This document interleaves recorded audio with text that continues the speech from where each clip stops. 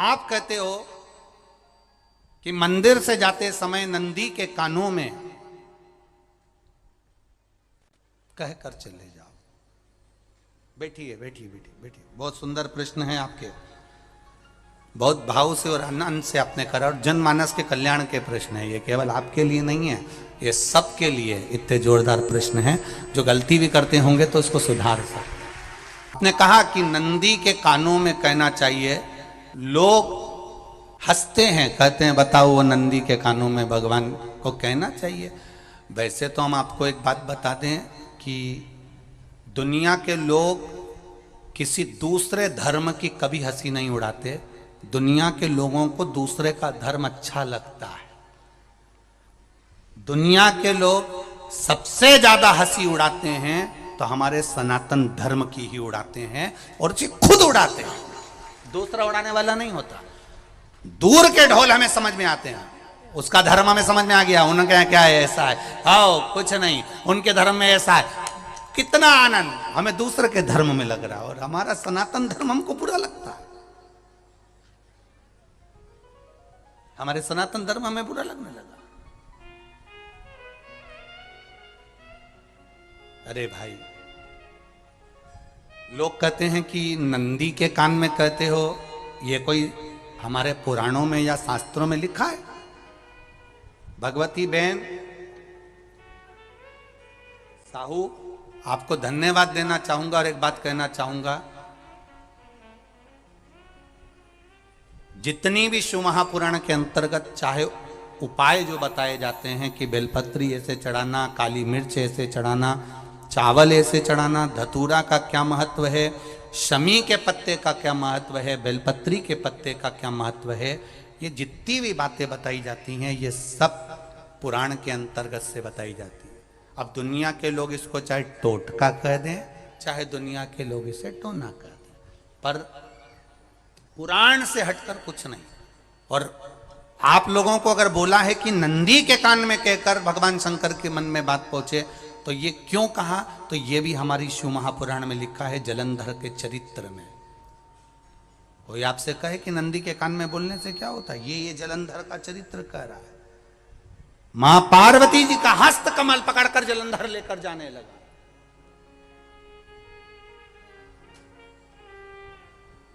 वृंदा का पति लेकर जा रहा।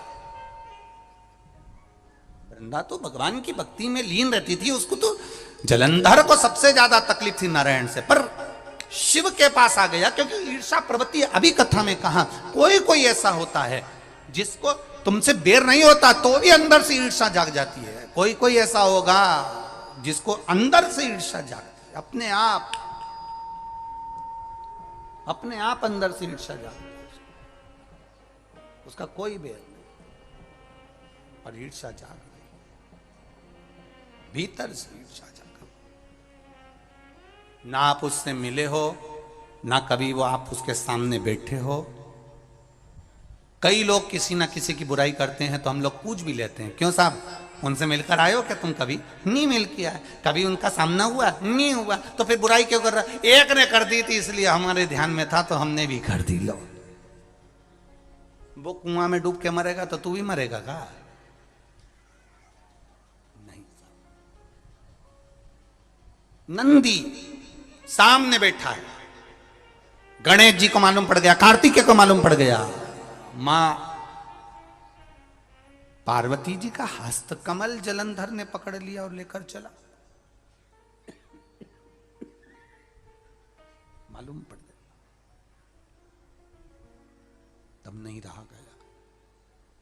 गणेश जी को क्रोध आ गया और गणेश जी महाराज आए, शिव जी को जगाने लगे। पिताजी पिताजी पिताजी कर कर जगाया। उठो पिताजी, पिताजी उठिए, पिताजी जागिए। पिता को जगा रहे हैं। भगवान शंकर नहीं उठे, तप में लीन थे। क्या करें हम? जलंधर के पास में इतना बल है, इतना बल है, और पिता की आज्ञा नहीं होगी तो हम कैसे मार देंगे इसको? मारने को तो हम मार दें। मां ने आज्ञा करी थी कि जलंधर उसको तारकासुर को मार दो, तो कार्तिकेय ने तारकासुर को मार दिया। शिव जी की आज्ञा नहीं तो हम इसको कैसे मारें? क्या करें? सब कुछ गणेश जी ने देख लिया, शंकर जी के ऊपर बहुत बहुत बहुत बहुत प्रार्थना कर कर देख ली, पर शंकर जी नहीं जागे। तब आखिरी में विनायक ने, गणेश ने, जितने लोग आस्था चैनल पर कथा सुन रहे हैं, जितने लोग फेसबुक यूट्यूब पर कथा सुन रहे हैं, इस बात को याद रखना कि नंदी के कान में कहने से क्या होता है वो ये इस कथा से सीख लेना। आखिरी में गणेश जी को लगा किसको कहूँ, शंकर जी भी तप में हैं, नंदी भी तप में हैं, मैं किसको कहूँ? शिव जी को कह के कर थक गया, पिताजी को बोल बोल कर थक गया, पिताजी जागते नहीं। अब मैं किसको कहूं ये बात, किससे कहूं?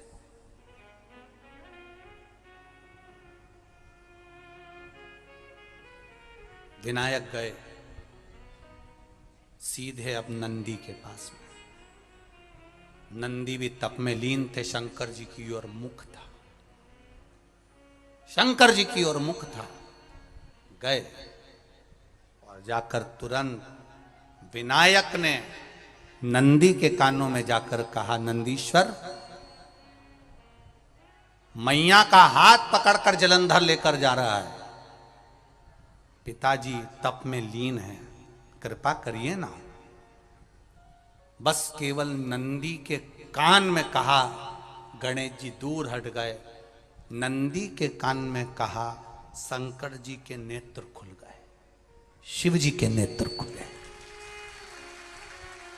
ध्यान देना जरा, इस शिव महापुराण की, आशुतोष शिव महापुराण की कथा, जो कथा यहां कही जा रही है, यह कथा पहले के चरित्रों में सुनने को नहीं मिली होगी। जरा ध्यान देना इस संवाद पर, जितने लोग आस्था चैनल पर, जितने फेसबुक यूट्यूब पर सुन रहे हैं।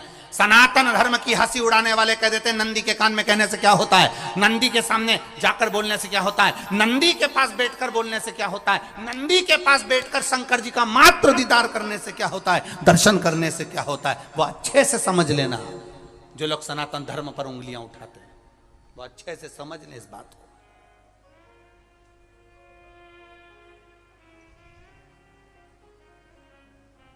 क्या होता है, नंदी तप में लीन, शिवजी तप में लीन, शिव नहीं उठ रहे। विनायक ने नंदी के कानों में जाकर कह दिया, नंदी के कान में जाकर कहा, नंदी के नेत्र नहीं खुले। नेत्र किसके खुले? जम के बोलो, महादेव के खुले, शिव जी के खुले। ये मन का तार। नंदी शंकर की आराधना कर रहे थे, शिव अपनी भक्ति में डूबे थे। यहां कहा, यहां पहुंचा, जो दिल में था उस तक बात पहुंच गई। नंदी के दिल में शिव थे, तुम कहे, नंदी ने शंकर तक बात पहुंचा दी। वो सूत्र जो बंधा था दिल से दिल तक का, वो पहुंच गया। वो सूत्र जो दिल से दिल तक बंधा हुआ था, मन से बंधा हुआ था, खबर वहां तक पहुंच गई, खबर पहुंच गई। लुटाइए, ये मौका मिला है आनंद का, दिल से प्रेम लुटाओ। नंदी से कहा, नंदी ने देवादिदेव महादेव से नहीं कहा। केवल नंदी आंख बंद कर कर बैठे थे, कहते से ही भगवान गणेश के शब्द शिव जी तक पहुंच गए। शिव जी के नेत्र खुल गए और उन्होंने जलंधर के पास पहुंचकर पार्वती जी का हस्त कमल छुड़वाया। जरा विचार करिएगा, आप नंदी से कहते हो मेरे महादेव तक बात पहुंच जाती है। आपको केवल नंदी से प्रेम से कहना है, नंदीश्वर मेरे बाबा, ए मेरे बाबा, आप रोज शिव जी को लेकर भ्रमण पर निकलते हो, मुझे बहुत दुख है, आप मेरे दुख को मिटाने के लिए मेरे दरवाजे पर क्यों नहीं आते? नंदीश्वर से कहा, शिव जी तक बात पहुंच जाएगी, शंकर के नेत्र आपके लिए खुल जाएंगे और महादेव आपके यहां खड़ा मिलेगा, मेरा महादेव आपके पास में खड़ा मिलेगा। आशुतोष शिव महापुराण की कथा कहती है, लोग कहते हैं नंदी को कहने से क्या होता है, ये शिव पुराण कह रही है, कहा वहां तक पहुंचा, दिल से दिल का कंटेक्ट। हम कई बार कहे आपको, आप लोगों ने सुना होगा शिव महापुराण में कि बहुत दुख हो जिंदगी का, बहुत दुख तकलीफ। जैसे वो बहन ने लिखा, मेरे कर्जे में लदालुम हो गई, तकलीफ बढ़ गई, शरीर का रोग था, 15-20 साल हो गए, आराम नहीं, बेटे भी व्यसन में डूबने लगे क्योंकि कर्जा बढ़ गया। टेंशन में रहेगा आदमी तो गलत संगत की ओर चला जाता। व्यसन में आदमी पड़ने लगा, केवल टेंशन के चक्कर में। और आखिरी में हुआ क्या? शिव तत्व को जाना। आपसे भी निवेदन है, जब दुख की घड़ी अपार हो, समस्या बड़ी हो, बहुत तकलीफ हो, बहुत कष्ट हो, एक लोटा जल जब महादेव को चढ़ाने के लिए जाओ, चढ़ाकर 2 क्षण मंदिर के अंदर नंदी के पास 2 क्षण बैठकर मेरे महादेव को निहारना। अपने दिल की बात उसके पास में बैठकर नहीं भी कहोगे ना, तो नंदी के पास मात्र बैठ भी गए, उस नंदीश्वर के पास मात्र बैठ गए, तो वो तुम्हारे दिल की बात समझ जाएगा। तकलीफ बढ़ गई ना, कोई बात नहीं, दवाई खाओ, डॉक्टर को दिखाओ, पर एक बार उस जल को शिव जी पे चढ़ाओ। चढ़ाकर जल लेकर जब घर जा रहे हो, 2 क्षण मेरे नंदीश्वर के पास में बैठ जाओ। नी भी कुछ कहना है मत कहो, एक बार उसके करीब में बैठकर दिल से, मन से मेरे महादेव से जो कहना चाहती हो, बस मन में भी धर लिया, तो मेरे नंदी ने सुनकर वो महादेव से कह दिया, दुनिया का सबसे ज्यादा तप करने वाला, समाधि में लगने वाला, साधना करने वाला, व्रत करने वाला, उपवास करने वाला, तप साधना में लीन होने वाला कोई है तो वो नंदीश्वर है, जो शिव जी के सामने बैठकर उनके सामने हमेशा सामने मुख कर कर तप में लीन रहे। कितने लोग हैं जो भगवान नंदी के कानों में कुछ कहकर आते हैं? बोले हो कभी? सीधे बोल देते हो क्या जाकर? नंदी के कानों में कहने का भी एक तरीका है, आप लोगों को मालूम होगा वो तरीका? नहीं मालूम? ये बेलपत्री की जो डंडी रहती है ना, बीच का जो भाग है, ध्यान दिए ना जरा सा, ये बीच की जो डंडी है, फिर से देखिए, बेलपत्री के 2 पत्ते और उसके पास में जो बीच की जो डंडी का भाग, पास में जो बीच की जो डंडी का भाग है, दिख रहा है आप लोगों को? ये 2 डंडी, ये बीच की 2 पत्ती और उसके बीच में जो 2 डंडी का भाग, आप लोगों को मालूम होगा वो तरीका? नहीं मालूम? ये बेलपत्री की जो डंडी रहती है ना, बीच का जो भाग है, ध्यान दिए ना जरा सा, ये बीच की जो डंडी है, फिर से देखिए, बेलपत्री के 2 पत्ते और उसके पास में जो बीच की जो डंडी का भाग है, दिख रहा है आप लोगों को? ये 2 डंडी, ये बीच की 2 पत्ती और उसके बीच में जो 2 डंडी का भाग होता है।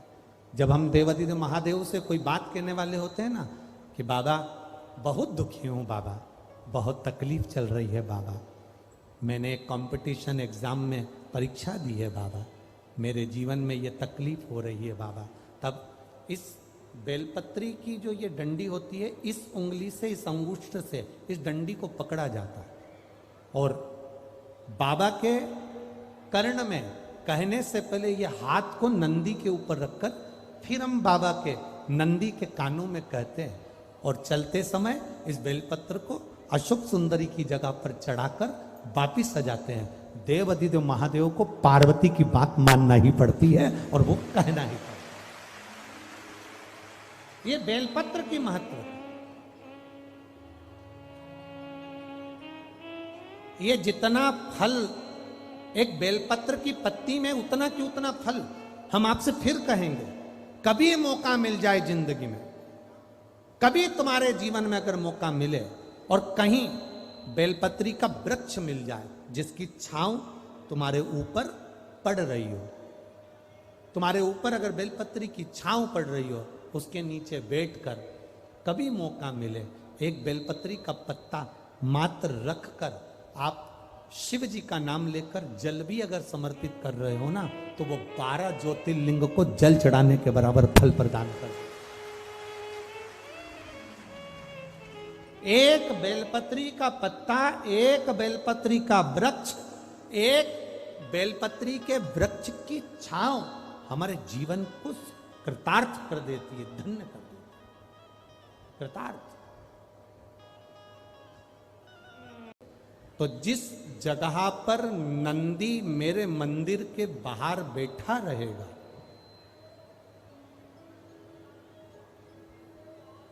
नंदी जिस जगह पर मेरे मंदिर के बाहर बैठा रहेगा, सुयशा उसके कर्णों में कर्णों के करीब में तू स्वयं विराजमान रहे। सुयशा, जब कोई नारी, जब कोई पुरुष, जब कोई बच्चा, जब कोई बुजुर्ग, जब कोई भी संसार सागर में रहने वाला मानव मेरे मंदिर में आएगा और नंदी के कान में कुछ कहकर जाएगा, तब तू उसको सुनकर माँ पार्वती से कहेगी। और पार्वती जब मेरे साथ प्रतिदिन प्रदोष काल में, प्रदोष के समय, शाम के समय भ्रमण पर जब पार्वती मेरे साथ जाएगी, तो पार्वती मैया जिसके सामने नंदी को रोक देगी, मैं उसके ऊपर कृपा करते हुआ चले जाऊंगा। ये हमारा भाव शिव महापुराण की कथा बना। तो शंकर जी के मंदिर जाते हैं तो आप जब वापिस लौट कर आते हैं तो नंदी के कान में, जब हम नंदी से कुछ कहते हैं, आप लोग जब वापिस लौट कर आते होंगे तो नंदी से कहकर आते होंगे ना कुछ ना। तो जब हम नंदी से कुछ कहकर आते हैं, आपने देखा होगा कई लोग नंदी के कान में कुछ कहते हैं, फिर नंदी का जो सींग होता है उस सींग के बीच में से शिवलिंग का दर्शन करते हैं। तो नंदी को जब कोई बात कही जाती है, नंदी से जब कुछ कहा जाता है कि हमारी बात शिवजी तक पहुंचाना, तो उसमें सबसे पहला अगर नाद करा जाता है नंदी के कानों में, तो ओम का नाद करा जाता है। आप सीधे जाकर अगर कहेंगे नंदी को कि हमारी ये बात है, आप वहां तक पहुंचा देना, तो नंदी उस बात को कहे चाहे नहीं कहे, पर जब आप नंदी के कान में ओम कहने के बाद में अपने हृदय की बात कहते हैं, तो जैसे एक पत्र आपने भेजा और पत्र को तुमने लिफाफे के अंदर रख दिया, रखने के बाद में तुमने एड्रेस भी लिख दिया, समझ लेना बहुत अच्छे से। एड्रेस लिखने के बाद में तुमने अपना मोबाइल नंबर भी लिख दिया, सब कुछ कंप्लीट कर दिया। अब इस लिफाफे को तुमको भोपाल भेजना है सागर से, और तुमने ले जाकर इस लिफाफे को डाकघर के डब्बे में डाल दिया।